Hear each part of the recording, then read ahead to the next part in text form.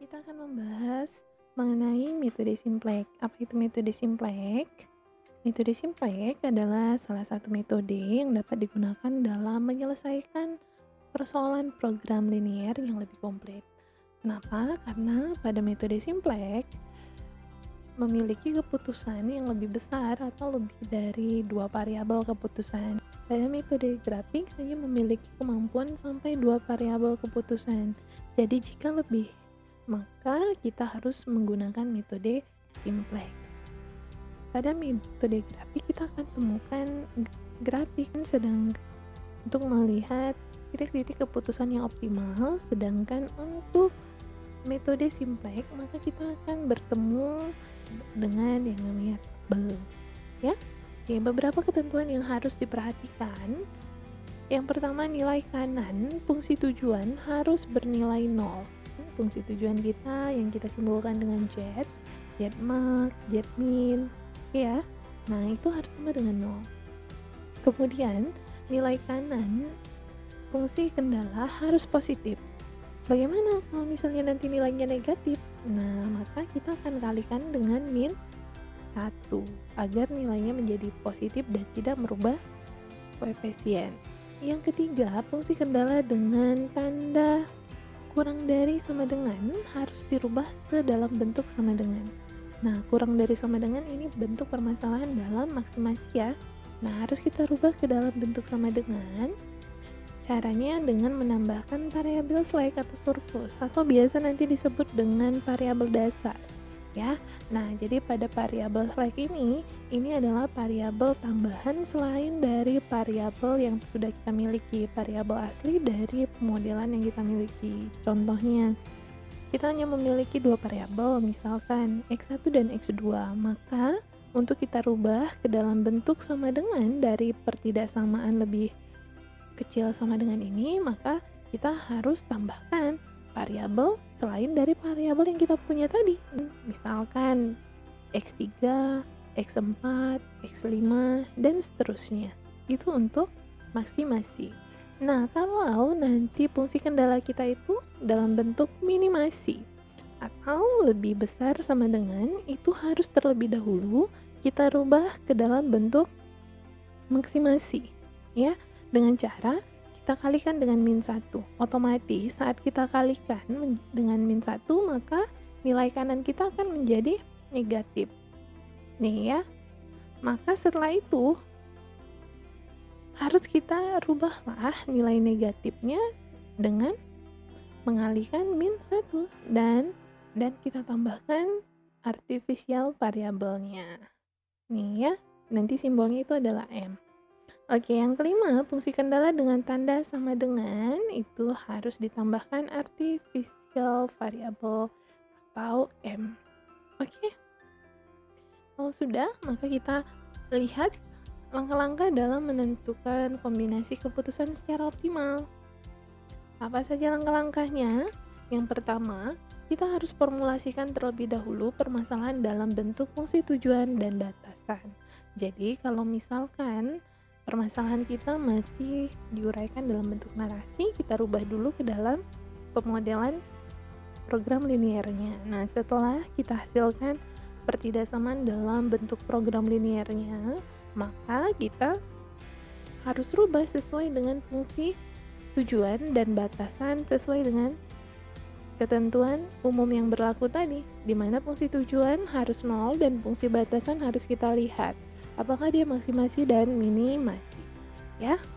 Oke, yang kedua, kita akan menyusun fungsi-fungsi persamaan ke dalam tabel Simplex. Nah, jadi fungsi tujuan, fungsi batasan, dan juga slacknya tadi harus kita simpan ke dalam tabel Simplex. Nah, karena kita bermainnya dengan tabel, jadi kita harus pastikan yang mana kolom, yang mana baris, ya, jangan sampai lupa. Nah, yang ketiga, kita akan memilih kolom kunci. Yang keempat, kita akan memilih baris kunci. Dengan ditentukannya baris kunci, kita akan dapat menentukan yang namanya angka kunci. Nah, yang kelima, kita akan merubah nilai-nilai pada baris kunci. Jadi yang dirubah itu hanya baris kuncinya saja, ya.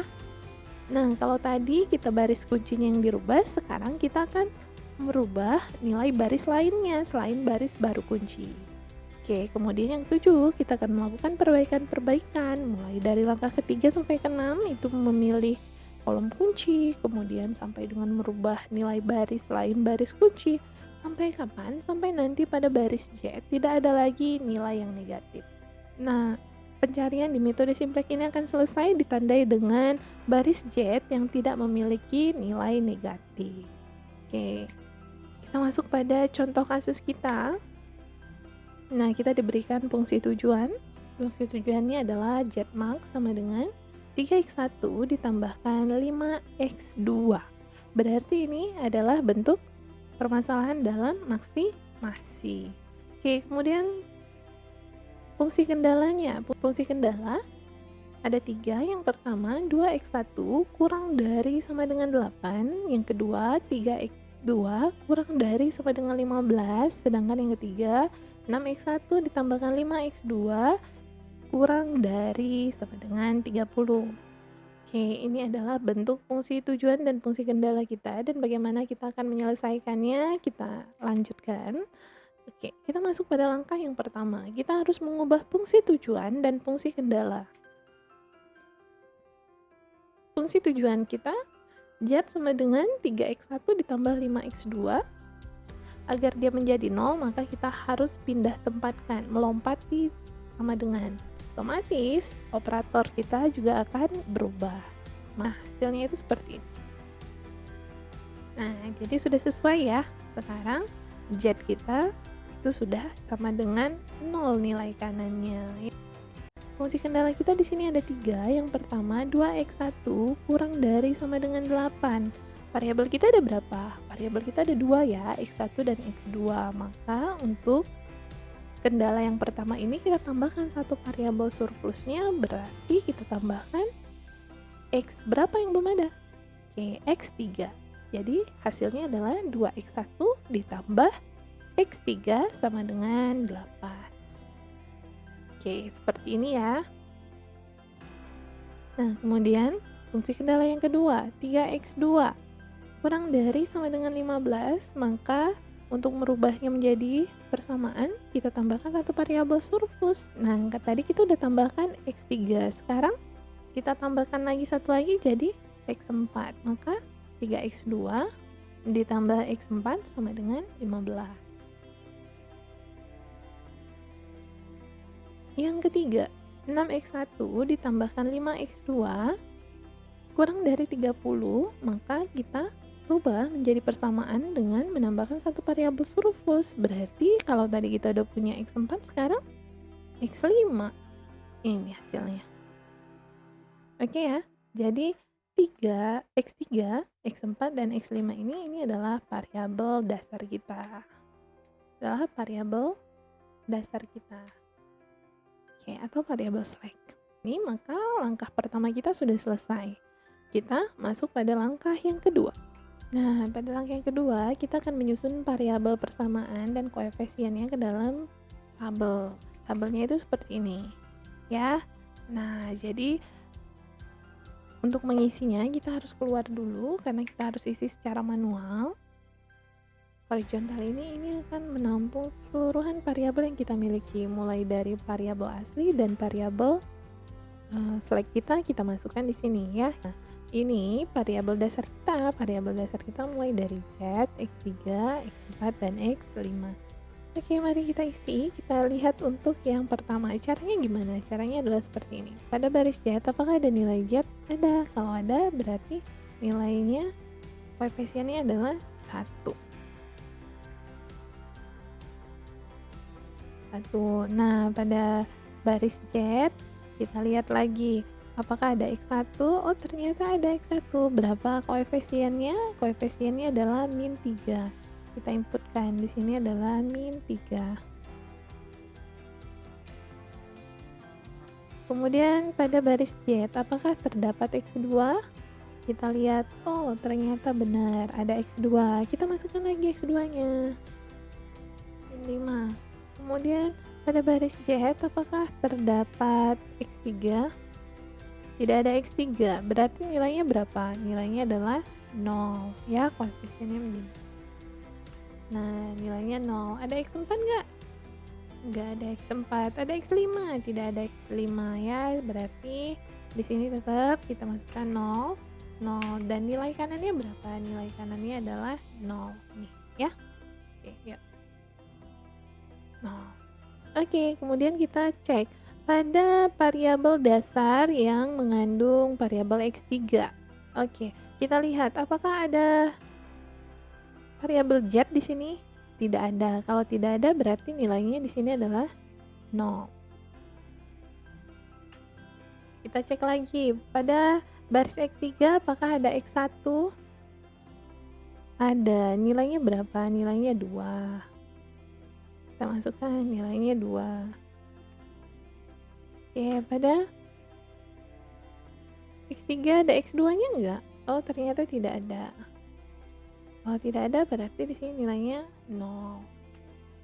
Pada X3 ada X3-nya? Ada. Berapa nilainya? Nilainya 1. Masukkan nih nilainya 1. Kemudian ada X4 enggak? Enggak ada. Ada X5 juga enggak. Kemudian NK-nya berapa? NK-nya 8. Yuk kita masukkan di sini 0. Kemudian 0 dan di sini adalah 8. Nah, sampai sini mengerti ya? Mengerti. Nah, kalau sudah, silahkan kita inputkan lagi untuk X4 dan X5. Maka langkah kedua kita sudah selesai. Kita menuju langkah yang ketiga. Nah, pada langkah yang ketiga, kita akan memilih kolom kunci. Kolom kunci adalah kolom yang mempunyai nilai pada baris Z. Oke, kita cek nilai pada baris Z, berarti yang ini ya, baris Z yang bernilai negatif, maka pilihannya yang 2 ini bernilai negatif dengan angka terbesar. Otomatis X2 ini akan menjadi kolom kunci. Oke, setelah kita tandai, berarti tugas kita pada langkah yang ketiga sudah selesai. Kita masuk pada langkah berikutnya. Oke, baiklah, pada langkah yang keempat kita akan memilih baris kunci. Kalau tadi kita memilih kolom kunci, sekarang kita akan mencari atau memilih baris kunci. Baris kunci adalah baris yang mempunyai nilai indeks terkecil. Ya, kita tambahkan. Indeks itu adalah nilai kanan atau NK per nilai kolom kunci. Nilai kanan, nih nilai kanan dibagikan dengan nilai kolom kunci. Maka untuk X3 itu caranya gimana? 8 dibagikan dengan 0. Berarti di sini adalah berapa? 8 dibagi 0. Tidak hingga. Kemudian 15 dibagikan dengan 3. Maka hasilnya adalah 5. Nah, sekarang 30 dibagikan dengan 5, hasilnya adalah 6. Nilai indeks terkecil otomatis baris E4 ini akan menjadi baris kunci. Oke, kita tandai. Oke, dengan kita menemukan yang namanya baris kunci, maka otomatis kita juga mendapatkan yang namanya angka kunci. Angka kunci itu adalah angka yang terletak tepat pada perpotongan kolom kunci dan baris kunci. Nah, angka berapakah itu? Angka 3. Maka kita tandai terlebih dahulu. Oke ya? Oke. Nah, dengan demikian juga maka kita akan rubah X4 menjadi X2. Nah, pada langkah yang kelima, kita akan mengubah nilai-nilai baris kunci. Kita lihat mana baris kunci kita. Ini baris kunci ya. Nah, kita akan merubah nilai pada baris kunci untuk menghasilkan yang namanya baris baru kunci. Caranya bagaimana? Caranya adalah baris kunci, ini baris kunci. Nih, baris kunci dibagi dengan angka kunci. Angka kunci kita berapa? Angka kunci kita itu adalah 3. Ya. Nah, jadi sekarang kita mulai. Baris kunci untuk X1. X1 0 dibagi dengan 3, berarti di sini tetap 0. Ya. Nah, untuk yang kedua, baris kunci per angka kunci. Nih, baris kunci kita berapa? 3, angka kunci kita berapa? 3. Maka di sini jadi 1. Oke, kemudian untuk X3 0 per 3 ya. Maka di sini adalah 0. 1 dibagi dengan angka kunci kita tadi 3, maka di sini adalah 1/3. 0 dibagi 3 tetap 0, kemudian 15 dibagi 3, berarti di sini adalah 5. Baris baru kunci kita sudah selesai. Pada langkah yang ke-6, kita akan melakukan pengubahan nilai-nilai selain baris kunci. Nah, berarti selain baris kunci itu yang mana? Selain baris kunci berarti Z, X3, dan X5. Sehingga apa? Sehingga nanti nilai-nilai pada kolom kunci itu selain baris kunci itu nilainya akan 0. Baris lama dikurang koefisien angka kolom kunci dikalikan dengan nilai baris baru kunci. Oke, kita mulai untuk yang pertama itu adalah baris Z. Oke ya, kita ketikkan. Nah, hasilnya seperti ini. Nih baris Z. Untuk baris lamanya adalah -3, -5, 0, 0, 0, dan NK-nya adalah 0. Nih ya, kita mulainya dari X1-nya. Kemudian koefisien angka kolom kunci. Kita akan merubah baris lama yang Z. Kita lihat pada baris Z, koefisien kolom kuncinya itu mana? Itu adalah -5. Maka kita akan kurangkan dengan -5 dan dikalikan dengan nilai baris baru kunci dengan ini. Oke ya. Kalau sudah, hasilnya seperti ini. Ini -5, ini koefisien. Nih, koefisien dari baris Z. Ini adalah baris baru kunci ya. Oke. Nih, benar ya. Kalau sudah, sekarang kita kurangkan karena operatornya adalah kurang. Oke, kita kurangkan sekarang.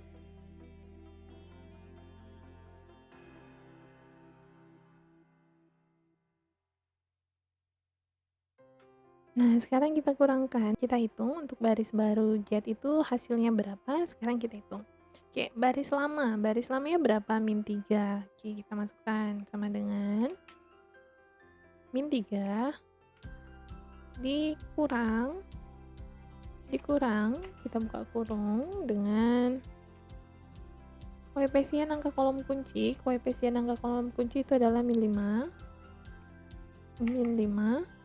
dikali dengan nilai baris baru kunci. Nilainya itu adalah berapa? 0.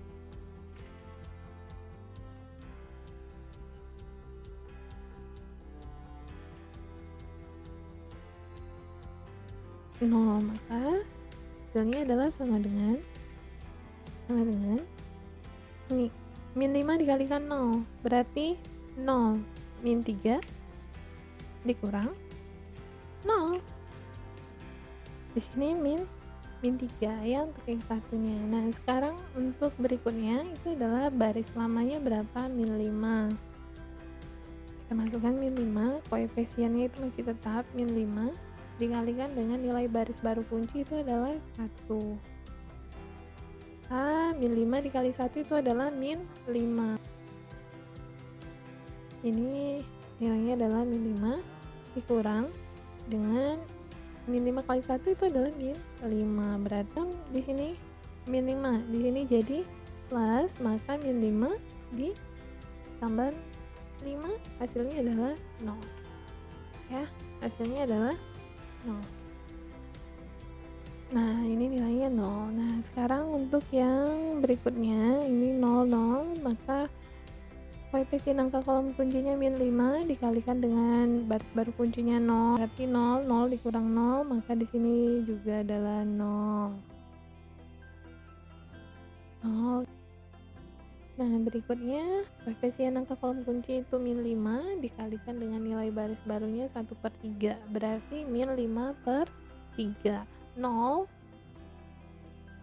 0 dikurang -5/3 berarti jadi 5/3 ya, plus ini 5/3. Kemudian untuk berikutnya -5 dikalikan dengan 0, 0 dikurang 0 berarti di sini 0. Ini 0. Kemudian untuk yang berikutnya koefisien angka kolom kunci itu adalah -5 dikalikan dengan 5 berarti -25. 0 dikurang -25, maka di sini menjadi 25. 25, baiklah. Nah, sekarang baris baru untuk baris jet sudah selesai ya. Jadi kalau tadi kalau baris lamanya tadi itu -3, -5, 0, 0, 0, 0. Nah, sekarang untuk baris barunya itu adalah -3, 0, 0, 5/3, 0, dan NK-nya adalah 25. Nah, sekarang kita lakukan hal yang serupa untuk baris X3 dan X5. Ini sudah kita selesaikan untuk pencarian baris baru untuk X3 dan X5. Maka setelah selesai, kita harus menyimpan nilai baris baru ini ke dalam bentuk tabel ya. Jadi masukkan nilai baris baru ke dalam tabel sehingga terciptalah tabel kita yang baru. Tabel baru kita itu yang ini. Oke, sekarang kita masukkan pada baris Z tadi X1-nya berapa? -3 ya. Kita masukkan di sini. -3. Kemudian X2-nya tadi 0, X3-nya berapa ya? 0, 5/3. Nih, 0, 5/3. X5-nya 0 dan 25 NK. Di sini 0 dan NK-nya adalah 25. Oke, kalau sudah kita masukkan untuk yang lain. Adalah tabel baru kita yang sudah kita inputkan semua baris baru dan baris baru kunci. Oke ya, nah setelah itu berarti kita harus lanjut pada langkah kita yang ketujuh. Nah, ini adalah tampilan dari tabel kita yang baru, berarti kita sudah selesai untuk langkah yang keenam. Sekarang kita masuk pada langkah yang ketujuh. Pada langkah yang ketujuh kita harus melakukan pemeriksaan terhadap tabel baru. Nih, tabel yang baru ini harus kita periksa. Nah, apa yang harus diperiksa? Nih, jika pada tabel yang baru masih terdapat nilai Z negatif, kita cek apakah masih ada nilai Z negatif. Oh, ternyata pada baris Z masih ada yang negatif nih. Negatif 3 ya pada X1. Maka kita harus lanjutkan dengan melakukan perbaikan-perbaikan, yaitu mulai dari langkah yang ketiga sampai ke-6. Langkah yang ketiga ngapain? Itu adalah menentukan kolom kunci ya. Jadi kolom kunci itu adalah baris Z yang negatif. Kemudian kita harus menentukan kolom kunci, dan kita harus mencari baris kunci, dan kita harus mencari baris baru, dan setelah itu kita masukkan lagi ke dalam tabel ya. Nanti pada baris Z tidak ada lagi yang negatif, maka proses metode simplex kita sudah selesai. Silakan dilanjutkan untuk iterasi berikutnya, nanti kita akan cek hasilnya bersama. Sampai jumpa, terima kasih.